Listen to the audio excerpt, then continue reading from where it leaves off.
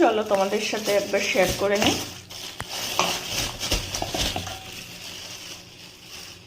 এখানে নিয়ে এসছে চিকেন, এই যে।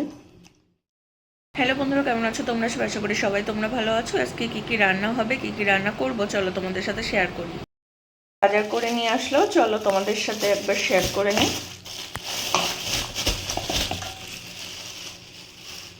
এখানে নিয়ে এসছে চিকেন, এই যে চিকেন নিয়ে এসেছে। আর চিকেন নিয়ে আসলে তো লেগ পিস নিয়ে আসবেই।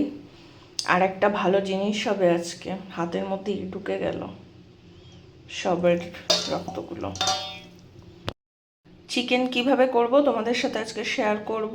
আর একটা নতুন একটা জিনিস হবে আজকে চিকেনের সাথে, তো সেটাও শেয়ার করব তোমাদের সাথে। চলো, দেরাদুন রাইস আনা হয়েছে বাজার থেকে কিনে, এটাকে এবার আমি ধুয়ে নেবো ভালো করে। আর রান্না হবে পোলাও, তার জন্য আগে ধুয়ে নেবো ভালো করে এটাকে নিয়ে, তারপর ঘি দিয়ে মাখাবো এর সাথে, আর কেশর দেবো, আর কিশমিশ আর কাজু একসাথে সব মাখিয়ে নেবো। নিয়ে একসাথে কিন্তু আমি আর ভাজবো না, এটাকে একসাথে আমি দিয়ে দেবো হাঁড়ির জলের ভিতরে। পরিমাণ মতো জল দেবো একটু, পরিমাণ মতো জল দিয়ে দিয়েছি আর গরম করতে দিয়েছি জলটা। কিন্তু এর মধ্যে কিন্তু আমি চালটা একদম মেখে মেখে দিয়ে দেবো।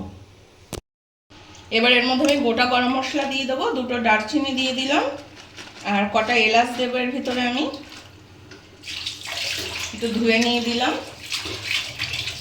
আর কটা লবঙ্গ দিয়ে দিয়েছি এর ভিতরে, জলের ভিতরে। এবার আমি এর ভিতরে তেজপাতা, কাজু বাদাম আর কিশমিশ সব এই যে দিয়ে দিলাম ধুয়ে ভালো করে, সব হাঁড়ির এই জলের ভিতরেই কিন্তু দিয়ে দিচ্ছি। আর এটাকে আমি ভাজছি না। এবার আমরা চালটা মাখবো।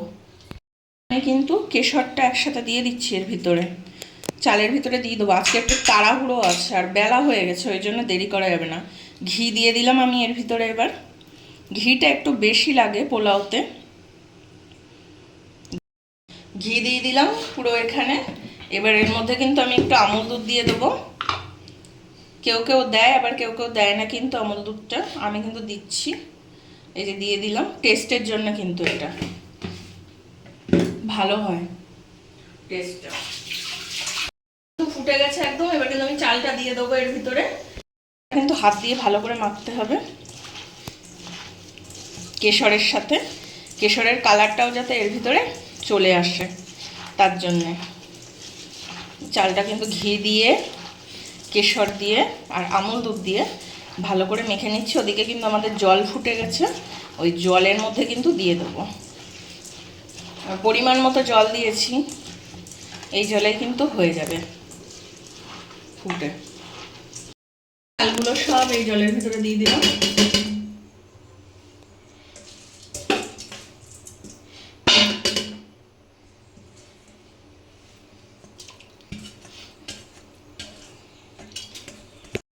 সাথে সাথে কিন্তু কেশরের কালারটা চলে আসছে, কেশরটা কিন্তু অনেকটাই দেওয়া। এবার আমি এটা ঢাকা দিয়ে দিই। কড়াই কিন্তু তেল দিয়ে দিয়েছি এদিকে মাংস কষাটা বসানোর জন্য। তো এখন তেলটা গরম হলে কিন্তু আমি এর ভিতরে মশলা দিয়ে দেবো, আদা পেঁয়াজ রসুন কাঁচা লঙ্কা বাটা, জিরে গুঁড়ো, লঙ্কা গুঁড়ো সব দিয়ে নুন হলুদ দিয়ে বসিয়ে দেবো। কিন্তু আদা পেঁয়াজ রসুন কাঁচা লঙ্কা বাটা এই যে দিয়ে দিলাম এর ভিতরে কিন্তু আমি। এরপরে আমি এর মধ্যে দেবো নুন আর হলুদ, পরিমাণ মতো নুন দিয়ে দিলাম। এবার হলুদটা দেবো এর ভিতরে।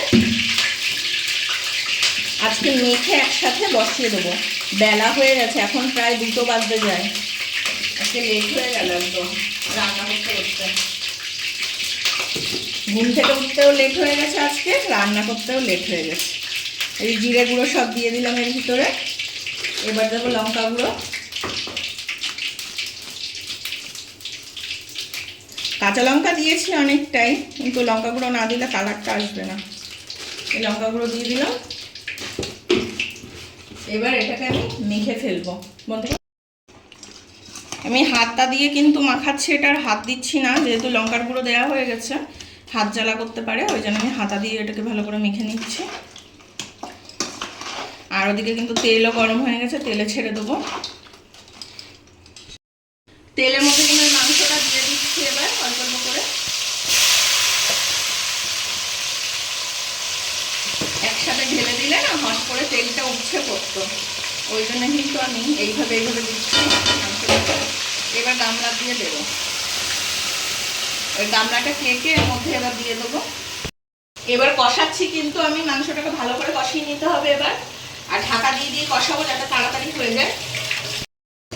মাংসটা কিন্তু বারবার কষাতে হচ্ছে, ঢাকা দিয়ে দিয়ে তুলছি আর কষাচ্ছি। আর কালারটা কিন্তু দারুণ এসেছে মাংসের, আজকে মেখে দিয়েছি তো দারুণ কালার এসেছে, হলুদ টকটকে লাগছে, দারুণ লাগছে কালারটা। আর এদিকে পোলাও কত দূর হলো আপনাদেরকে দেখাই। দেখুন পোলাওয়ের জল কিন্তু একদম কমে এসছে, আর কালার আসছে কি সুন্দর একটা মিষ্টি কালার এসেছে, বাসন্তী কালার, দারুণ লাগছে। আর হলুদ দিয়ে করলে না একটু হলদেটা কালার হয়, আর এর কালারটা কিন্তু দারুণ এসেছে, প্রায় হওয়ার সময় হয়ে এসছে কিন্তু পোলাও, দেখেছেন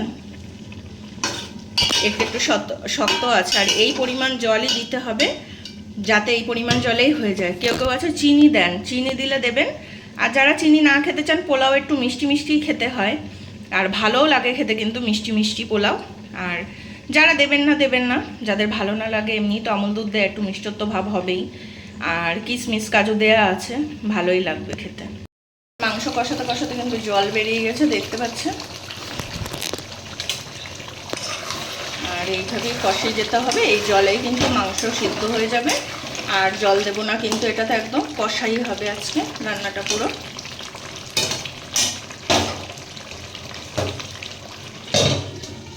ঢাকা দিয়ে দিয়ে করছি যাতে তাড়াতাড়ি হয়। পোলাওটার কেমন অবস্থা আপনাদেরকে দেখাচ্ছি। আর হালকা কিন্তু এর ভিতরে জল আছে, অল্প হালকা একদম, এটাতেই কিন্তু হয়ে যাবে। গমে গমে আমি এবার রেখে দেবো, এবারে এটাকে পুরো পাতিয়ে। হয়ে এসেছে কিন্তু, চাল দেখলে বুঝতে পারবেন যে একদম হয়ে এসেছে। এই যে চাল দেখুন পুরো ছেড়ে গেছে, চালটা হয়ে গেছে কিন্তু। এবার একটুখানি থাকুক গমে, তাহলেই হয়ে যাবে। চিকেনটা কিন্তু প্রায় হয়ে এসেছে, আর একটু কষা কষা হলে কিন্তু আমি নামিয়ে ফেলবো। পোলাওটাও কিন্তু পুরো রেডি, এবার কিন্তু পরিবেশন করে দেবো মাংসের সাথে পোলাও দিয়ে। আর কেশরের কালারটা দেখুন কত সুন্দর এসেছে। কেমন লাগলো ভিডিওটা অবশ্যই জানাবে, ভালো লাগলে লাইক শেয়ার কমেন্ট আর সাবস্ক্রাইব করে সাথে থাকবে, পাশে থাকবে। আরও নতুন ভিডিও নিয়ে কালকে আবার চলে আসবো। আজকে তাহলে টাটা।